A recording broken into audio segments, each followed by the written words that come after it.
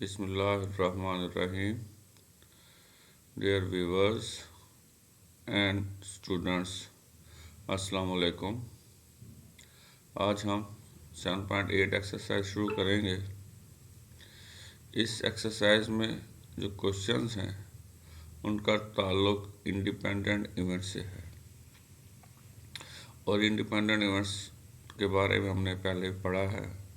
उससे related formula भी prove किया था लास्ट लेक्चर में। अब हम उसको यूज़ करेंगे। तो इंडिपेंडेंट इवेंट्स कौन से होते हैं? ऐसे दो इवेंट्स जो एक दूसरे पर डिपेंड नहीं करते। एक इवेंट अगर हो रहा है उसका इफेक्ट दूसरे इवेंट पर नहीं होता, तो ऐसे इवेंट्स को हम इंडिपेंडेंट इवेंट्स कह रहे होते हैं। क्वेश्चन शुरू करने से पहले अगर आपने मेरा चैनल अभी तक सब्सक्राइब नहीं किया तो यहाँ जो है मैं कहा करता हूँ कि ये मेरा चैनल, तो ये असल में आपका चैनल है। आपके लिए मैं ये काम कर रहा हूँ।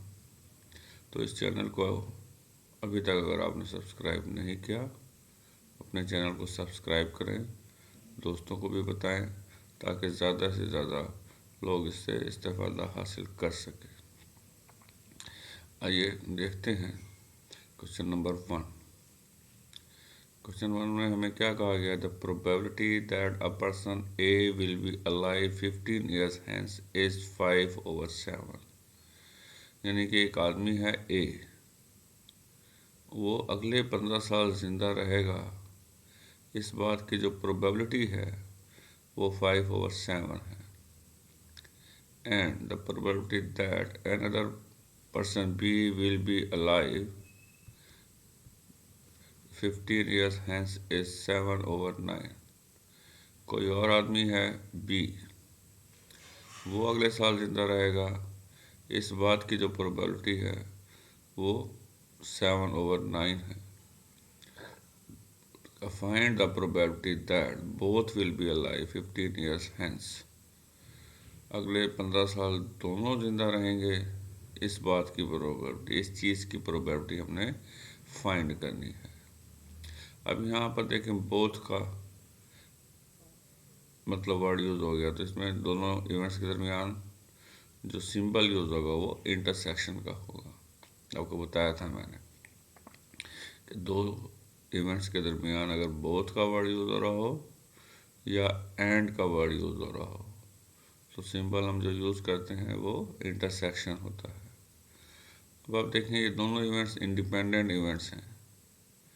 किसी एक आदमी के मरने का मतलब ये नहीं होता कि कोई दूसरा उस पर डिपेंड कर रहा है और वो भी फ़ौरन मर जाएगा, क्योंकि ए मर गया इसलिए बी भी मर जाएगा। ऐसा नहीं है ना। हर आदमी की ज़िंदगी जो है अल्लाह पाक ने जो लिख दी है उसके मुताबिक वो ज़िंदा रहता है।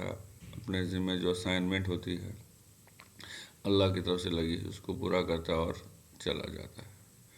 तो अब हम इसको सॉल्व करते हैं।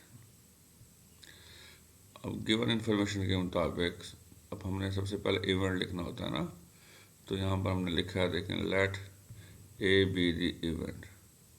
ठीक है जी, ए जो एक इवेंट है। यहाँ तक तो हम सेम लिखते हैं ना, let A be the event that. उसके बाद जो भी इवेंट होता है वो लिख देते हैं। A person A will be live 15 years hence. एक आदमी अगले 15 साल जिंदा रहेगा और उस ए की जो प्रोबेबिलिटी है वो है 5/7। ये हमें गिवन है। प्रोबेबिलिटी ऑफ ए जो है वो 5/7 है। इसी तरह कोई और आदमी है बी, वो जिंदा रहेगा 15 ईयर्स हैंस, उसकी प्रोबेबिलिटी 7/9 है। अब इंडिपेंडेंट इवेंट्स का फार्मूला अप्लाई कर देंगे। Since A and B are independent events, so that the probability that both will alive 15 years is, तो हमने ये लिखना है। आप सिर्फ इतना भी लिख सकते हैं, since A and B are independent events, so फिर ये वाला फार्मूला लिख दें। यहाँ तक लिख सकते हैं आप, since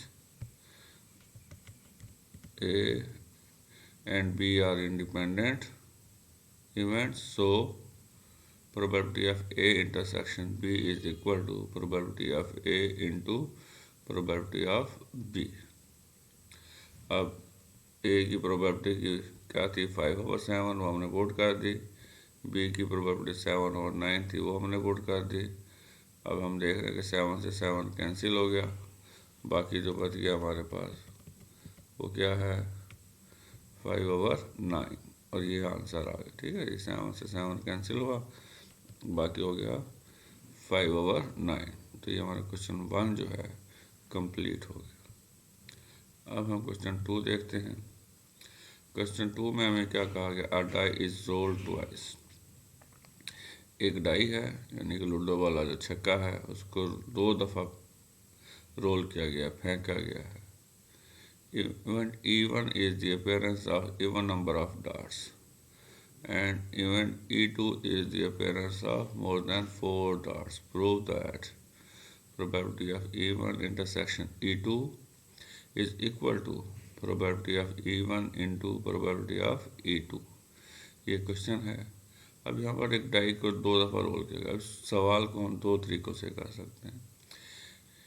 अब यहाँ पर सैम्पल स्पेस जो है वो हम कंबाइंड वाले भी ले सकते हैं, जिसमें हम लिखते हैं 1 1 स्मॉल ब्रैकेट में, फिर कॉमा डालकर लिखते हैं 1 2, फिर हम लिखते हैं 1 3। इस तरीके से ये वाली बराबर सैम्पल स्पेस भी ले सकते हैं हम।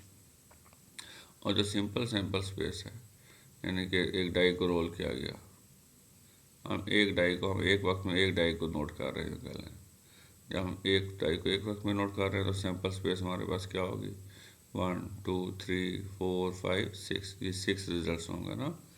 अगर दोनों को एक ही वक्त में यानी कि दोनों डाई जो है उनको अगर हम देखें तो फिर हमने सैम्पल स्पेस लिखनी है 1 1 1 2 1 3, इस तरीके से 6 6 तक चले जाते हैं।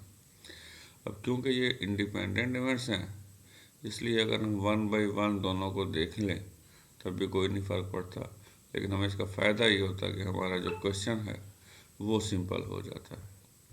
आइए आप इसके क्वेश्चन को देखते हैं, सोल्यूशन को। Let S be the sample space. तब आप देखेंगे एस जो है हमने वो सिंपल वाली ले लिया, एस इज इक्वल टू 1 2 3 4 5 6। ठीक है। ये अब उसने हमें क्या कहा था, इसमें पहली बात है पॉसिबल आउटकम्स टोटल कितनी हो गई हैं 6। अब इवेंट E1 उसने हमें क्या बताया, डार्ट्स आर इवन, कि जो नंबर्स आ रहे हैं जो रिज़ल्ट आ रहा है वो इवन है।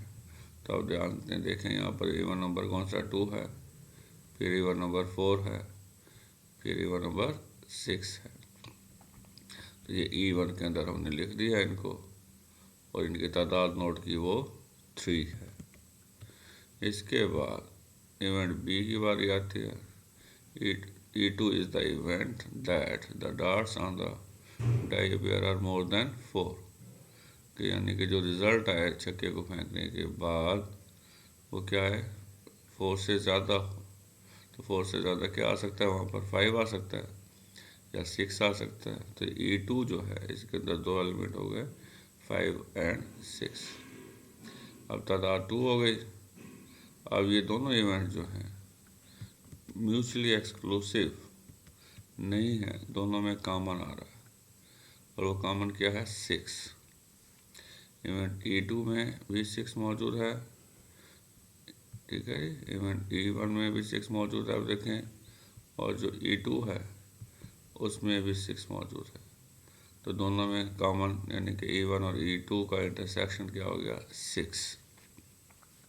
और ये वाला काम हमने इंटरसेक्शन इसलिए निकाल रहे हैं कि हमने यहाँ पर प्रूव करना है उस फार्मूले को, इंडिपेंडेंट इवेंट वाला जो फार्मूला है उसको हम यहाँ पर प्रूव कर रहे हैं ना। अब E1 इंटरसेक्शन E2 में तादाद 1 हो गई, इसकी प्रोबेबिलिटी निकालें। Probability of E1 intersection E2 is equal to number of elements in E1 intersection E2 over number of elements in S। तो वैल्यू डाल दी, ये 1 थी और ये टोटल 6, तो 1/6 आंसर आ गया।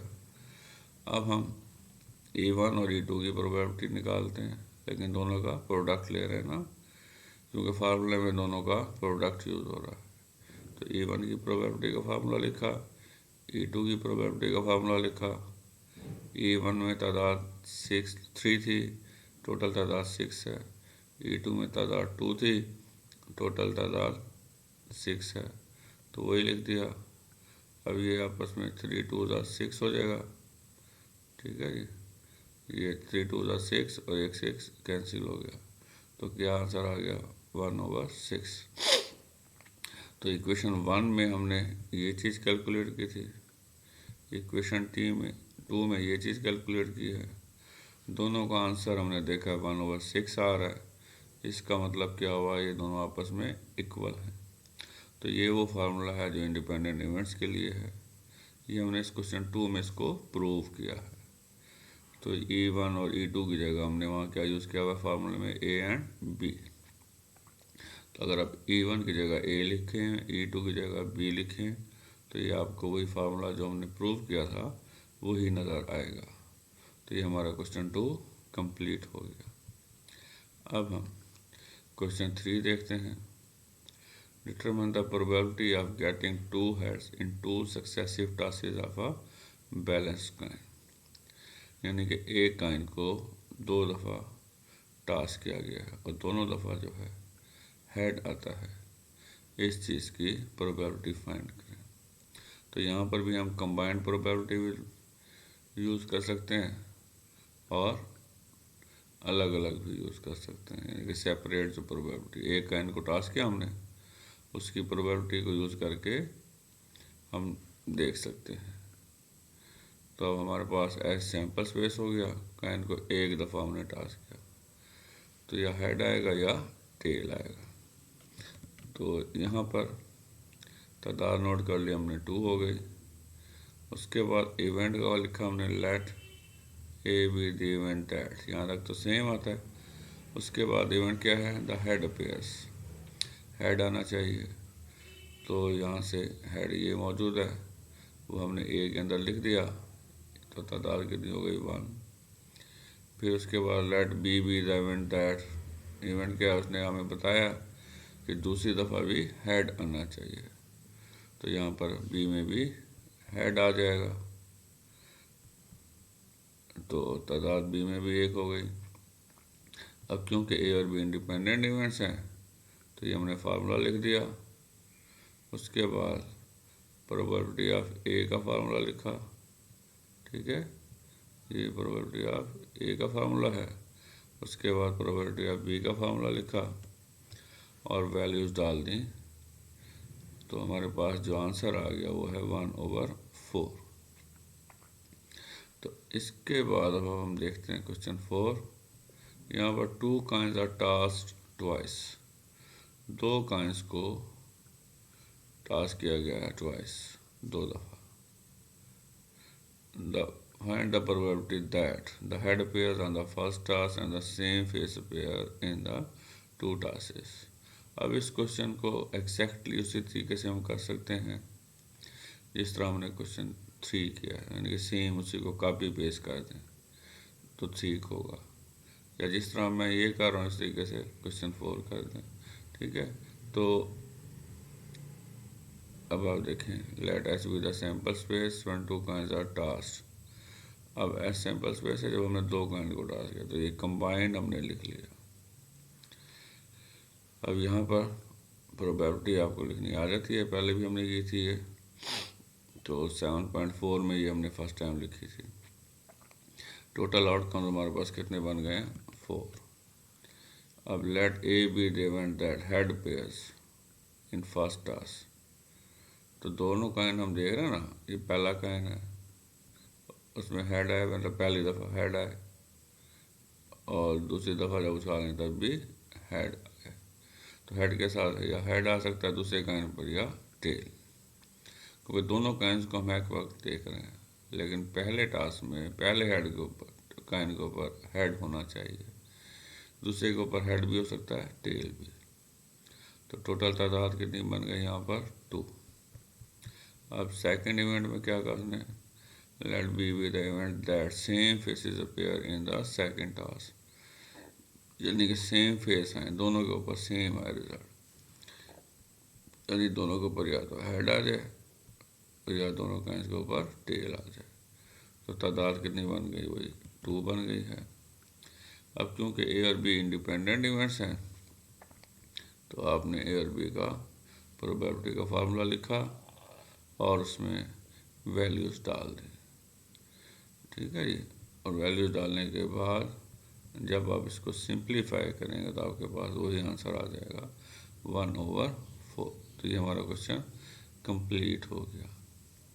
अब यहाँ पर आपको ये कार्ड्स नज़र आ रहे हैं ना, ये जो कार्ड्स हैं अगले क्वेश्चन में यानी क्वेश्चन 5 में हमने यूज़ करना है।